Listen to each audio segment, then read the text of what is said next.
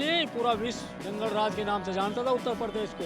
वो ओनली केवल एक योगी जी की मेहरबानी है कि जो आगे आज उत्तम प्रदेश कहा जा रहा। तो सारी की सारी चीज़ें भैया शहर तक जुड़ा। तो वो भारतीय जनता पार्टी मोदी जी की 24 घंटे मेहनत, हमारे प्रधानमंत्री माननीय प्रधानमंत्री अपनी नींद पूरी फ्लाइट में करते थे, हवाई जहाज में सफर करने में करते थे, वो चलाते थे। प्रधानमंत्री मोदी जी तो विदेशों में घूम रहे। आज उसका नतीजा है कि भारत इस जगह खड़ा है। क्योंकि कनाडा की बात करता हूँ तो कनाडा आज कदमों पे आ गया नहीं आ गया। यूपी चुनाव में अखिलेश यादव भी पूरी ताकत लगा रखे हैं और उत्तर प्रदेश के मुख्यमंत्री आदित्यनाथ योगी जी भी लगा रखे हैं। अभी अंदाज लगाना बहुत मुश्किल है। आपको क्या लगता है इस पे कि किसका पलड़ा आपको भारी लग रहा है? देखिए, पलड़ा तो मुझे योगी जी का ही भारी लग रहा है। दोनों तरफ से अगर देखा जाए तो आपको क्या लगता है ना कि इसमें कुछ ज़्यादा ही लड़ाई टक्कर की है? नहीं, देखिए, बीजेपी के कार्यों को वहाँ के लोग समझ रहे हैं और उसकी बेसिस पे वहाँ पे जो विकास हुआ है उसको लोग समझ रहे हैं और उसके बेसिस पे यूपी के 9 सीटों पर जिस तरीके से चुनावी महासंग्राम चल रहा है, तो इस विषय पर हम पूछेंगे। जी बताइए, हमारे साथ हैं पंडित जी हैं। हाँ जी, बताइए कि आपको क्या लगता है, किस तरीके से आप देखते हैं यूपी के 9 सीट जो जिस तरीके से संग्राम चल रहा है, इस पर आप क्या कहना चाहेंगे? देखिए, उत्तर प्रदेश में उपचुनाव 9 सीटों पे चल रहे हैं और 9 सीटों पर मुकाबले की टक्कर है, कांटे की टक्कर चल रही है यूपी चुनाव में। अखिलेश यादव भी पूरी ताकत लगा रखे हैं और उत्तर प्रदेश के मुख्यमंत्री आदित्यनाथ योगी जी भी लगा रखे हैं। अभी अंदाज लगाना बहुत मुश्किल है। आपको क्या लगता है इस पे कि किसका पलड़ा आपको भारी लग रहा है? देखिए, पलड़ा तो मुझे योगी जी का ही भारी लग रहा है। बाकी वहाँ सपा अखिलेश यादव जी भी काफ़ी टक्कर दे रहे हैं योगी जी को। अच्छा, तो जिस तरीके से प्रचार प्रसार जो चल रहे हैं, जिस तरीके से प्रचार प्रसार में बहुत जानी मार हो रहे हैं। देखिए, यूपी की जो 9 सीटों पे चुनाव हैं, ये चुनाव बहुत दमदार चुनाव हो रहे हैं यूपी के अंदर और उसमें अखिलेश यादव जी ने भी पूरी ताकत लगा रखी है, उधर आदित्यनाथ योगी जी ने भी पूरी ताकत लगा रखी है। 9 सीटें पर घमासान की लड़ाई चल रही है। अभी कुछ भी कहना ठीक नहीं है कि 9 की 9 सीट किसके पक्ष में जाएगी। अच्छा, आपको क्या लगता है कि क्या बहुजन समाज पार्टी के बारे में आप क्या राय है कि बहुजन समाज पार्टी का क्या लगता है आपको? देखिए, बसपा तो वहाँ मैदान में है ही नहीं। बसपा वहाँ मैदान में नहीं है। लड़ाई जो भी है सपा बनाम बीजेपी है। अभी देखना है कि 9 सीटों पर अखिलेश यादव जी का फैक्टर चलता है कि आदित्यनाथ योगी जी का फैक्टर चलता है। जिस तरीके से यूपी में भी घमासान चल रहा है और महाराष्ट्र में भी जो दौड़ है, महाराष्ट्र और झारखंड में, तो आपको क्या लगता है जिस तरीके से दोनों तरफ गठबंधन की जो वोट है दोनों तरफ है, तो आपको क्या लगता है कि किसका पलड़ा भारी लग रहा है? देखिए, महाराष्ट्र और झारखंड में भारतीय जनता पार्टी की सरकार वहाँ स्पष्ट बहुमत में बनेगी और महाराष्ट्र और झारखंड में दोनों जगह मोदी फैक्टर चल रहा है। अच्छा, जिस तरीके से जो बयान आ रहे हैं कि कांग्रेस की तरफ से भी बयान आ रहे हैं, एनडीए की तरफ से भी जो बातें बताई जा रही हैं कि जिस तरीके से प्रचार प्रसार चल रहे हैं, तो इस तरीके से काफ़ी अगर एक हिसाब से देखा जाए तो ये कहना मुश्किल, आपको लगता नहीं कि मुश्किल होगा कि भारतीय जनता पार्टी आएगी, कांग्रेस है और उसके बाद जो है एनसीपी? वहाँ कोई नहीं आएगा। वहाँ झारखंड और महाराष्ट्र में भारतीय जनता पार्टी की सरकार वहाँ स्पष्ट बहुमत में बनने जा रही है। अच्छा, तो आपको कंफर्म लगता है इस तरीके से? एकदम कंफर्म है। जिस तरीके से एक तरफ आप देख लीजिए उद्धव ठाकरे हैं, उद्धव ठाकरे भी काफ़ी मशक्कत कर रहे हैं, काफ़ी लगे हुए हैं, दिन रात एक कर रहे हैं। देखिए, उद्धव ठाकरे जी काफ़ी मेहनत तो कर रहे हैं। बाकी वहाँ जो क्या नाम है, मोदी फैक्टर बहुत तेज़ी के साथ चल रहा है। सरकार तो वहाँ भारतीय जनता पार्टी की ही बनेगी और दोनों स्टेट में भारतीय जनता पार्टी की सरकार जो है स्पष्ट बहुमत में बनेगी। वहाँ मोदी फैक्टर चल रहा है। आप ऐसे कैसे कह सकते हैं? एकदम कह रहे हैं। क्यों? दोनों तरफ महासंग्राम है, तो आप कैसे कह सकते हैं कि भारतीय जनता पार्टी आएगी? मोदी फैक्टर चल रहा है। वहाँ की जो जनता है वो क्या नाम है, विकास के नाम पर वोट कर रही है। उन्हें लग रहा है मोदी जी पर, उन्हें पूर्ण विश्वास है कि मोदी जी का जो काम है वो सराहनीय है। वो आगे भी जो काम करेंगे बहुत अच्छा काम करेंगे। जी, हमारे साथ एक और सर हैं, हम उनसे पूछेंगे। जी, आपको क्या लगता है कि महाराष्ट्र में किसकी सरकार आए? बीजेपी की आनी चाहिए। ऐसे हाँ बीजेपी डेफिनेटली मतलब आएगा।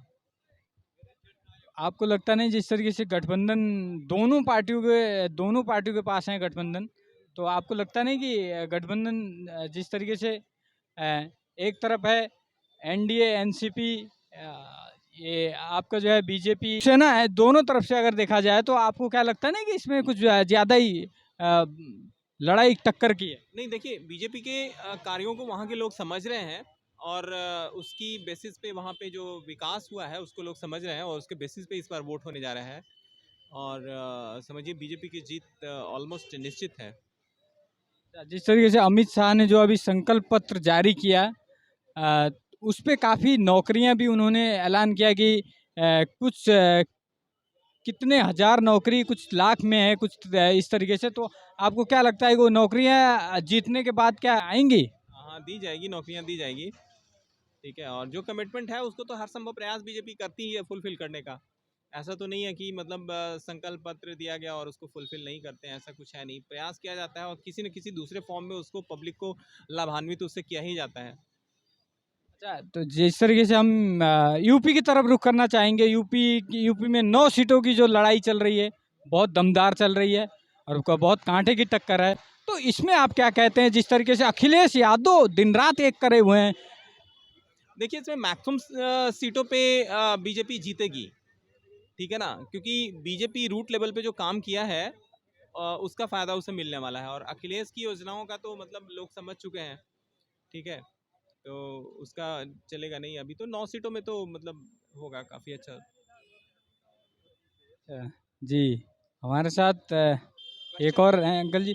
हाँ जी, बताइए जिस तरीके से महाराष्ट्र में जो इलेक्शन की जो दौड़ चल रही है, तो आपको क्या लगता है कि महाराष्ट्र में किसकी सरकार आएगी? सरकार भाई उसकी होगी जो देश की सेवा करेगा, महाराष्ट्र की जनता की सेवा करेगा, इस देश के आवाम की सेवा करेगा, उसकी सरकार आएगी।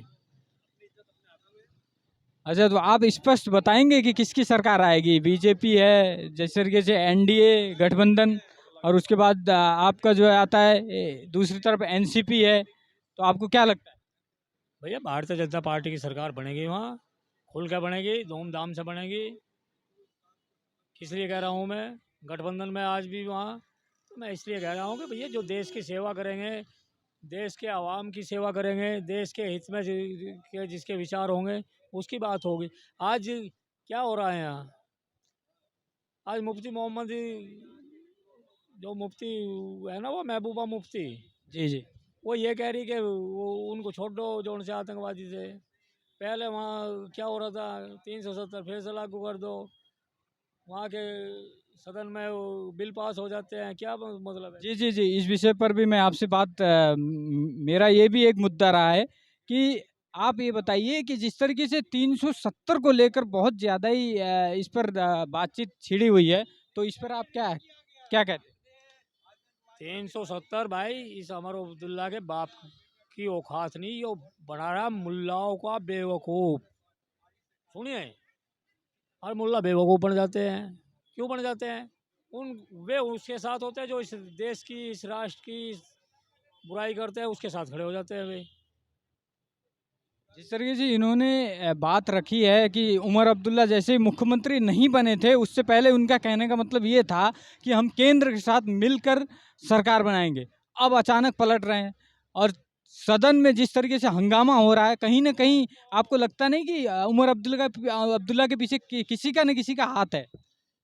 भाई मैं इसका एक आंसर दूँ, जिस थाली में खावे उसमें छेद नहीं करना चाहिए आदमी ने। ये सारे के सारे वे कुत्ते हैं, उसी में खाऊंगे, उसी में छेद करवाऊंगे। एक उदाहरण दिया है। फिर दूसरी बार अमर अब्दुल्ला केवल मुसलमानों को धोखा दे रहा है, ओनली मुसलमानों को धोखा दे रहा है, हिंदुओं को नहीं, किसी और समाज को नहीं। क्योंकि मुसलमानों को भी पता, सभी सर्व समाज को पता भारत के, कि 370 अमर अब्दुल्ला के या किसी अन्य किसी भी नेता के कश्मीर में किसी की औकात नहीं, किसी के बाप ने ऐसा बेटा की परवरिश नहीं करी जो कि 370 पुनः वापस करवा दे। क्योंकि वो ऐसा लोहा लाट एक चीज़ बना दी गई, जिस तरीके से इस भारत को स्थापित करेगा, इस तरीके से वो 370 हटाई गई। तो ये बेवकूफ़ केवल मुल्लाओं का बना रहे, मुल्ला उसके शिकार हो रहे। आज नहीं तो कल पता चलेगा इनको, कुछ को पता है कुछ को नहीं है। तो कुल मिला के बात यह है कि इस देश का विरोध वही करते हैं जो इस देश का खाते हैं, सारी सुविधा लेते हैं, लेकिन वे कुत्ते गुण गाते हैं पड़ोसी देश का। मैं उन कटुओं की बात कर रहा हूँ भाई साहब, क्योंकि जब देश का बंटवारा होया था तो सारा मुसलमान चला गया था भाई साहब, कहाँ? पाकिस्तान में, और हिंदू रह गया था भारत में। टोटल मुसलमान चला गया था ना, हिंदू रह गया था भारत में। बचा कौन था यहाँ? वे कटवे बचे थे, जिहादी कटवे। वे आज यहाँ नफरत फैला रहे। सुन रहे मेरी बात? तो वे आज यहाँ नफरत फैला रहे, लेकिन उनमें से कुछ की समझ में आ गया। उन भाइयों को प्रणाम जो अच्छे मुसलमान हैं, लेकिन जो जिहादी कटवे हैं वे कटवे ही रहेंगे, कभी भी इस देश का भला नहीं चाहेंगे। तो मेरा कहने का बिल्कुल साफ तात्पर्य है कि भैया जो इस देश की सेवा करेगा वो इस देश पर राज करेगा, क्योंकि इस विश्व का सबसे पवित्र पौधा एक विश्वास का होता है, जिसको लगाने का काम माननीय नरेंद्र मोदी ने किया। वो पौधा जमीन पे नहीं दिलों में उगता है, जिस पौधे को सींचने का काम माननीय नरेंद्र मोदी ने किया। नहीं तो एक दिन वो था जब कांग्रेस का समय था, तो आवाम की जनता का विश्वास कांग्रेस नेताओं पे से खो गया था, और आज उसको धीरे धीरे वापसी दिलाने का काम मोदी जी कर रहे हैं। तो आज देश का विकास हो रहा है। आज पुतिन साहब भी ये कहते हैं कि भारत एक महाशक्ति देश है, क्योंकि आज तीसरे नंबर पे हमारी सेना का नंबर आता है, हमारी मजबूती का नंबर आता है। तो इसका मतलब क्या है? चीन की हवा खराब है, और सोचना अमेरिका को भी पड़ रहा है। सुने मेरी बात? आज ट्रम्प ऐसे ही नहीं कि मोदी जी मित्र है हमारे, भारत मित्र है, ऐसे नहीं। औकात के अनुसार मित्र बनाया जाता है। एक भीख मांगने वाला एक अफसर का मित्र नहीं होता भाई साहब, कभी देखा? नहीं होता ना। तो बराबरी से ही मित्रता निभाई जाती है। तो वो मित्रता जब बराबरी के पास पहुंचने वाली है, तो इसलिए मित्रता ट्रम्प को भी दिखाई दे रही है कि आज भारत चीन को पिछाड़ने की कगार पे खड़ा। अब देख लेना, अभी कुछ ही दिनों में पीछे कर देगा। और आज मैं पूरे देश की जनता को एक सोचना बताना चाहता हूँ। आज की रात 11 तारीख की रात, आज 70 हवाई जहाज एयर इंडिया के भारत को मिलने जा रहे हैं, जो कि पूरे देश की जनता की सेवा में लग जाएंगे। पूरे देश की जनता को स्वागत करना चाहिए उनका, कि ये बढ़ता हुआ कदम इस भारत का है, जबकि हमारा भारत आज पूरे विश्व में विश्व गुरु कहलाया जाता है। ये ओनली मोदी जी की देन है, और नहीं तो यहाँ भाई साहब ये चीज़ें थी, यहाँ ये चीज़ें थी। आज क्या हो रहा है? जिन्होंने 128 बार संविधान की धज्जियाँ उड़ाई, वे आज संविधान हाथ में लेकर के घूम रहे हैं और लोगों को बता रहे हैं संविधान खतरे में है, जिसे कांग्रेस कहते हैं। इस चीज़ को कौन कह गया था? फिरोज खान ने कहा इंदिरा से, एक दिन ऐसा आएगा, हमने तो लगाई इमरजेंसी, हमारा पोता देश में जनगणना भी कराएगा। तो आज वो दिन है, आज जनगणना की बात करता है। तो आज संविधान हाथ में है उनके, ये है लोगों को बेवकूफ़ बनाने की कोशिशें चल रही, लेकिन जनता जागरूक। ऑनलाइन टकाटक ख़त्म, फटाफट ख़त्म। क्योंकि उधर उत्तर प्रदेश में मैं मेरठ का रहने वाला हूँ भाई साहब, रविंद्र राजे नाम है मेरा। अखिलेश यादव जैसे बहुत सारे हमारे वहाँ उठाए गिरे फिरे, जिनका आज नंबर लाइन में लग गया। क्योंकि उत्तर प्रदेश आज उत्तम प्रदेश बन चुका है, और नहीं भी बना हो पूर्ण तरीके से, बनने की कगार पे है। क्योंकि अब की बार जिस तरीके से इन्होंने जीत हासिल की थी, 37 वोट अखिलेश यादव की थी और 5 कैंडिडेट राहुल गांधी के थे, मिला के 42 टोटल। वहाँ इन्होंने ऐसा तांडव शुरू कर दिया उनके जीतने के साथ ही, सारे जितने दलित इनके साथ में इनका सहयोग करा, इनको वोट दी, सारे दलित बच्चियों का, महिलाओं का रेप कराया इन्होंने, सब आया नहीं निकल गए, सारे के सारे इनके सांसद, इनके विधायक, इनके नेता, इनके मुल्ला मौलाना सारे वही थे, सारे के सारे वही कटुए थे। और ये DNA टेस्ट कराओ। अरे मेरे भाइयों, मैं मेरठ का उत्तर प्रदेश का रहने वाला हूँ, सबसे हाथ जोड़ कर निवेदन हूँ, इन सारे भ्रष्टाचारियों से, इन सारे हरामखोरों से बचो। एक देश की सेवा, जनता की सेवा करने वाली एक भारतीय जनता पार्टी है। आज मोदी है, कल योगी है। योगी अगर उत्तर प्रदेश में नहीं आता था, भाई साहब उसको जंगल राज के नाम से जानता था, भारत ही नहीं पूरा विश्व जंगल राज के नाम से जानता था उत्तर प्रदेश को। वो ओनली केवल एक योगी जी की मेहरबानी है कि जो आगे आज उत्तम प्रदेश कहा जा रहा। तो सारी की सारी चीज़ें भैया, काम करोगे तो दिखाई देगा, जनता को भी दिखाई देगा, और नहीं करोगे तो नहीं दिखाई देगा। बातों से नहीं चलता काम, बातों से नहीं चलता। ये जनता है, हर आदमी के विचार अलग अलग है। अब मैं बोल रहा हूँ यहाँ, या मेरी जगह कोई और बोल रहा हूँ, मैं खड़ा होगा साइड में कहूँगा अरे बकवास कर रहा है, दूसरा क्या होगा बकचोदी कर रहा है, तीसरा क्या होगा वो बकवास कर रहा है। लेकिन वो अपने आप को ये नहीं समझेगा, वो अपने आप का योगदान ये नहीं मानेगा कि तेरे को इस देश के अंदर सारी योग्यता मिल रही है, तेरा सम्मान इस देश के अंदर, तेरा योगदान क्या है इस देश के लिए। हो जिस दिन उसके समझ में ये बात आ जाएगी, वो ऐसे सवाल कभी नहीं उठाएगा।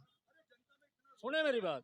फिर दूसरी बात, भैया जो देश की जनता के लिए सहयोग करेगा, काम करेगा, इस देश को आगे बढ़ाने की बात करेगा, उसके साथ जनता रहेगी, चाहे भला वो बीजेपी हो या कांग्रेस हो या अन्य कोई और पार्टी हो, उसी के साथ रहेगी। हालांकि उन लोगों के साथ कभी नहीं होगी जो कि इस देश को क्षति पहुंचाना चाहते हैं, इस देश को ख़त्म करने की बात थी। क्योंकि जिस समय इस देश के अंदर पूरे में बम ब्लास्ट होते थे, पत्थरबाजी होती थी, गुंडागर्दी होती थी, बलात्कार होते थे, उस टाइम पे यहाँ 15 अगस्त और 26 जनवरी को कौन सा गान सुनाया जाता था जनता को? सारे जहां से अच्छा हिंदुस्तान हमारा, जबकि पूरे देश के अंदर ब्लास्ट होते थे। आज ये है सारे जहां से अच्छा, ये भारत हमारा, हिंदुस्तान नहीं, भारत हमारा। ये मोदी का बदलता भारत है, भारत की जनता का भारत है, ये भारत के आवाम का भारत है। और ये भारत आज बदलता हुआ है, इसलिए है कि यहाँ की जनता का जितना सहयोग है उतना यहाँ के नेताओं का सहयोग है। क्योंकि हमारे आज देश की सीट पे एक ईमानदार नेता बैठे। कि क्यों कह रहा हूँ मैं इस चीज़ की, क्या भाई 10 सालों में ही मोदी के हाथ में जादू की छड़ी आ गई जो कि पूरा सिस्टम अदल बदल कर दिया? इनके पास में तो इस देश की सत्ता 70 साल तक रही, जब क्यों नहीं बदला इन्होंने? 10 सालों में इतना बदलाव कैसा आ गया? आज पूरे देश के अंदर बिल्डिंगें बन रही है, रोडें बन रही है, हर आदमी को सारा सहयोग मिल रहा है, हर चीज़ की व्यवस्था है।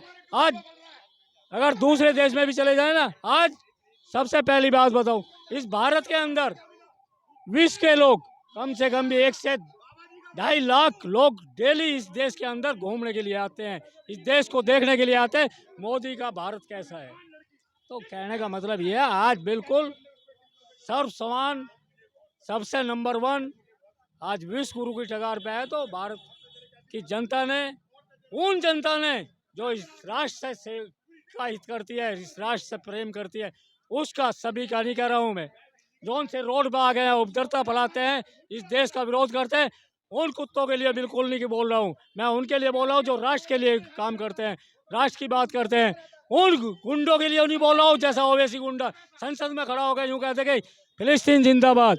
उन कुत्तों के लिए नहीं बोल रहा हूँ बिल्कुल भी, जो इस देश की सेवा करता है, इस देश के हित में रहता है, उनके लिए बोल रहा हूँ। नहीं तो एक दिन वो था जहाँ मैं खड़ा यहाँ नहीं बोल सकता था आदमी खड़ा होके, जय श्री राम का नारा नहीं लगा सकता था, तो भैया आज बदल चुका देश। इस देश को अगर किसी ने शक्ति दी, किसी ने करा, तो यहाँ के सनातन ने और यहाँ की भारतीय जनता पार्टी ने एकजुट मिल करके एक साथ आगे बढ़ाने का काम किया, अन्यथा किसी ने नहीं किया। परेशानी उन लोगों को है जो कि आज 370 लाने की बात करते हैं, जोर से ये कहते हैं कि आतंकवादियों को शूट नहीं करना चाहिए, एनकाउंटर नहीं करना चाहिए, उनको जिंदा रखो, उनसे पता लगाओ। परेशानी उनको है। जैसा अमर अब्दुल्ला, जब से उसकी सरकार बनी, हमारी सेना पे 9 बार आतंकवाद हमले हो चुके भाई साहब। कहाँ खो रहे पत्रकार महोदय ये सारी चीजें देखने के लिए? 9 आतंकवाद हमले तो 10 सालों में नहीं हुए थे। ये देखिए, ये कलाकारी है। क्योंकि आज लोग कह देते हैं कि इस तरीके की बात, उस तरीके की बात, तो सारी की सारी चीजें भैया यहाँ सेवा राष्ट्र की, मन राष्ट्र का, धन राष्ट्र का, जान राष्ट्र की, जो उसके साथ है। हम नहीं, इस देश का जितना राष्ट्रभक्त है, बच्चा बच्चा सारा उसके साथ है। और फिर दूसरी बात, एक चीज एक लास्ट में कहूँगा, एक गांधी जी एक मंत्र सुनाते थे, और गांधी जी के बंदर भी थे इस देश के अंदर। कितने बंदर थे? 3 बंदर थे ना, 3 बंदर। ये गलत मैसेज दिया जनता को, बताने में गलत करा गांधी जी ने। 3 बंदर नहीं, 3 बंदर और बंदरिया थे। केवल बंदर नहीं थे, 3 बंदर और बंदरिया थे। वे 3 बंदर बंदरिया कौन है? राहुल गांधी, सोनिया गांधी और प्रियंका गांधी। वे आज ही जनता को परेशान कर रहे। ये वे 3 बंदर बंदरिया है। और उनका गुणगान क्या था? रघुपति राघव राजा राम। और आज की जनता क्या कह रही है? राष्ट्रभक्त क्या कह रहे हैं? रघुपति राघव राजा राम, पिंकी पप्पू नमक हराम। रघुपति राघव राजा राम, पिंकी पप्पू नमक हराम। और देश की जनता बोल रही है जय श्री राम। तो ये आज का बदलाव है भाई साहब। अगर 1 लाख बार भी कांग्रेस पार्टी मर के जीवित भी होगी, जब इस देश के ऊपर राज नहीं करेगी। क्योंकि ये बुझता हुआ ये बुझता हुआ चिराग है कांग्रेस पार्टी का, राहुल गांधी। क्योंकि इनका एक नहीं 2 प्रधानमंत्री जिस आतंकवाद को शरण दी, उस आतंकवाद के शिकार हुए। उसका उदाहरण बताऊं, इंदिरा गांधी और राजीव गांधी, दोनों के दोनों आतंकवाद पड़ा, दोनों आतंकवाद के शिकार हुए। किसी ने नहीं नाम दे दिया शहीद का। जितने इस दिल्ली के अंदर है ना सड़कों के नाम, इस्लामिक धर्म के नाम पे, इतने तो इस्लामाबाद पाकिस्तान की राजधानी में नहीं नाम। किनों की देन है? सारी की सारी कांग्रेस की भाई साहब। हैं? कभी दिया? कभी एक देहात के बंदे को, एक मजदूर को शहर से जुड़ने का मौका दिया इन्होंने? कभी नहीं दिया। तो भैया मेरा कहने का मतलब बिल्कुल साफ है सर, कि आज गांव शहर तक जुड़ा, तो वो भारतीय जनता पार्टी मोदी जी की 24 घंटे मेहनत। हमारे प्रधानमंत्री, माननीय प्रधानमंत्री अपनी नींद पूरी फ्लाइट में करते थे, हवाई जहाज में सफर करने में करते थे। और लोग क्या अफवाह चलाते थे, प्रधानमंत्री मोदी जी तो विदेशों में घूम रहे। आज उसका नतीजा है कि भारत इस जगह खड़ा है। क्योंकि कनाडा की बात करता हूं, तो कनाडा आज कदमों पे आ गया नहीं आ गया सर। वो खुद अपनाया कि वहाँ खालिस्तान आतंकवाद है। उसने अपनाया नहीं अपनाया। अब कटोरा आएगा, कनाडा का कोई भी व्यक्ति देख रहा है तो कटोरा आएगा, हाथ में कटोरा आएगा। और लास्ट में एक चीज बोलता हूं आपको, चमचागिरी राहुल गांधी की करे वो मूर्ख कहलाए, और महामूर्ख वो चमचा है जो कांग्रेस के गुण गाए। जय श्री राम।